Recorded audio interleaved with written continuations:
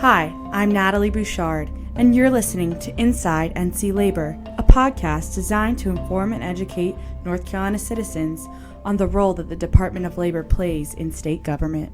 Welcome to Inside NC Labor. I'm Natalie Bouchard, Public Information Officer with the Communications Division. Hello everybody, I'm Dolores Questenberry, the Communications Director at the North Carolina Department of Labor. And today we have with us Jennifer Haigwood, and we're actually going to talk about the North Carolina Human Trafficking Commission.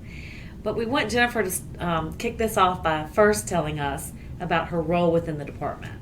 Sure. Well, thank you, Dolores, and thank you, Natalie, for having me on the podcast today. I'm really excited to be here. I'm Jennifer Haigwood. I have been with the department for a little over 14 years.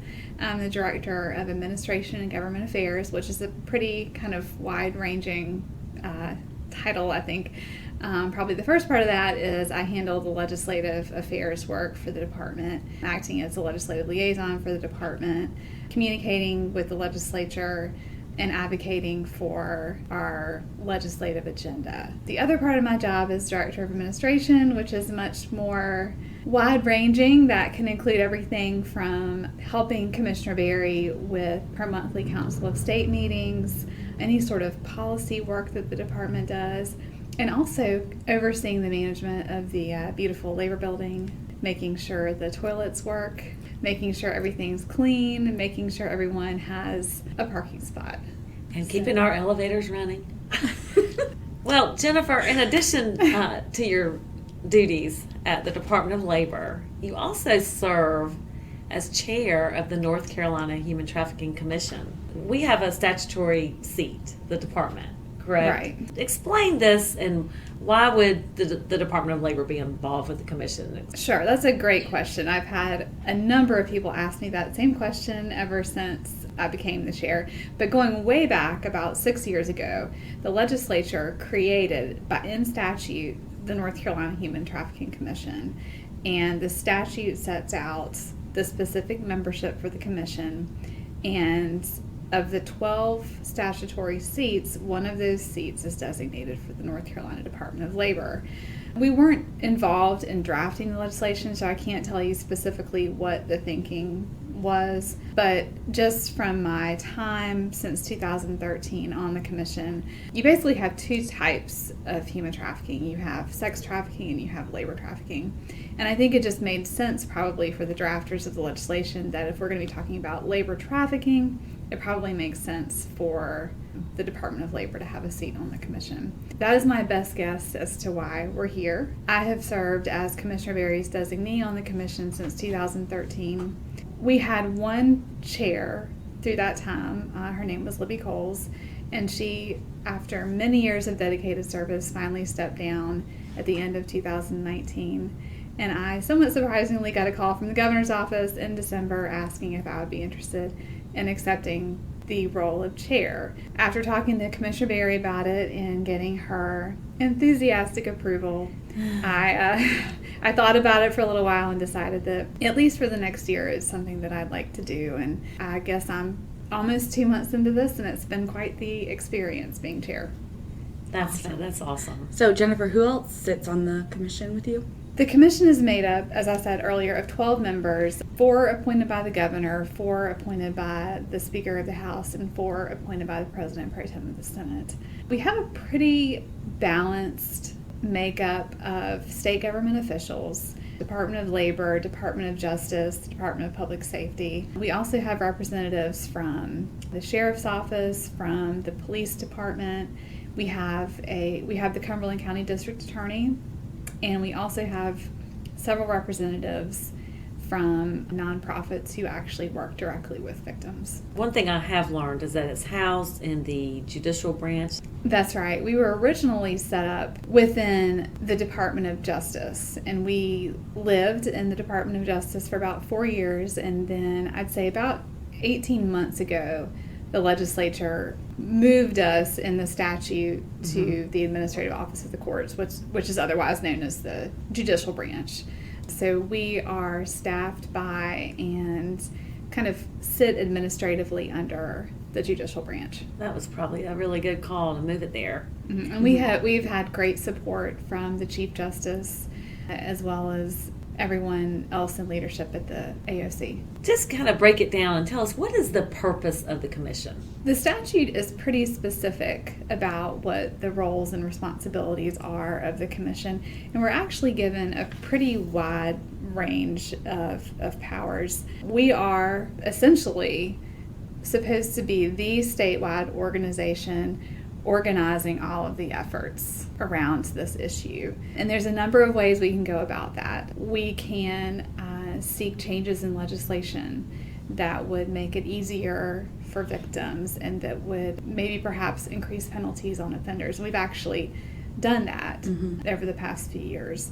We can seek funding from the legislature. We frequently coordinate trainings to service providers and law enforcement and anyone who may come in contact with this type of behavior. Essentially, we are supposed to be the one coordinating team in the state for all the different groups out there that are working on this issue. So how prevalent of an issue is this in North Carolina? Actually, unfortunately, very prevalent. A lot more prevalent than probably the average citizen would think. One problem that we've seen is that data collection is not great. It's certainly not perfect. But one measure we can go by are the number of hotline calls that are received. And Polaris is a national organization that receives these tips and things like that.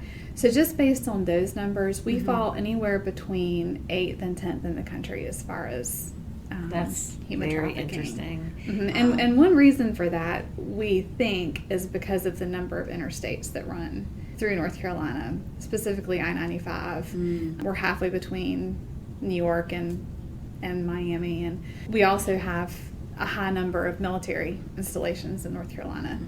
And Jennifer, this might be a good time to mention what's going on in Cumberland County with the court, the first human trafficking court. There's a court in Cumberland County called the Worth Court. And going back a little bit, about a year and a half ago, the legislature appropriated to the commission $1.5 million to award grants to people who are working on this. One of those grants went to fund part of the work that they're doing in Cumberland County at the Worth Court. I've heard it referred to as a kind of a model court, something that we would like to one day be able to replicate in other places around North Carolina. But this is a court specifically for the issue of human trafficking. And they are victim-centered. One thing that they are trying to do well is figure out how to help these people that have been victims of human trafficking. So we're really excited about the work that's going on down there. I think they are still learning, and I hope to make it down there soon to observe the court. There's another effort that you were just involved with at the Raleigh-Durham Airport Authority, where they're putting awareness messages throughout the airport. Can you speak a little bit about that? Sure. As I mentioned earlier, one of the things that the commission does is advocate for legislation that would address some of these issues. About 2 years ago, the legislature passed a law requiring that certain businesses post the human trafficking hotline, which I mentioned those calls go to Polaris, and then they're kind of picked up by law enforcement from there.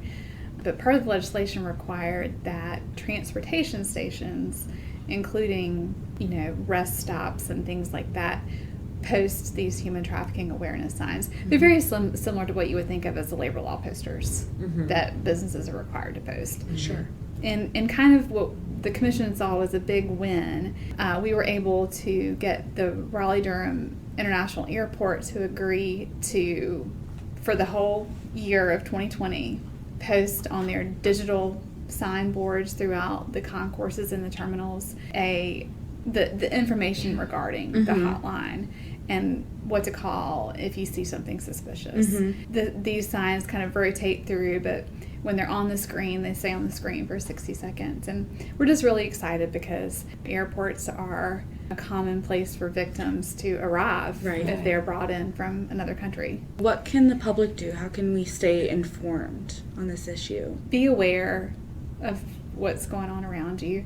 If you see something in a business that doesn't look right to you, if you see someone who looks fearful, who looks like maybe they're malnourished, maybe they're being mistreated in some way, shape, or form, anyone can call this hotline number. And just if you see something suspicious, if you see something that just tells you that there's something wrong, just call. So, and what is the number? And the hotline number that I was just referring to is 1-888-373-7888. You can also text Be Free, which is 233-733. And I also just want to mention, if you want to learn more about human trafficking, about red flags to look for, just more information, I would like to refer you to the Blue Campaign, which is actually a part of the U.S. Department of Homeland Security. If you Google Blue Campaign, there's a lot of great information there about the indicators of human trafficking. You can go through some really basic training materials that they have, just to increase your own awareness and just learn more about what's happening right here in our community. Well, Jennifer, the commission is fortunate to have you as chair. The work that y'all are doing on the commission is so important, and we really appreciate you coming on the podcast to talk about this. Like you said, important issue in North Carolina. And we all need to be informed Right. and know what to look for. Well, I'll be totally honest when I say that when I joined the commission in 2013, I really had not heard much about this issue. Right. And I think that the biggest thing we have going for us right now in terms of seeking more funding from the legislature and in terms of possibly amending the laws is simply the fact that this has gotten so much media attention in the past year or two, particularly in the past 6 months. There have been some very significant prosecutions recently here in North Carolina. And I think just the fact that there's just so much more media awareness and media discussion of the issue, I'm excited about the work that we can do. Thanks again for joining us today, Jennifer. Thank you all for talking about this. Thanks so much for tuning in, y'all. Remember, your safety is our priority.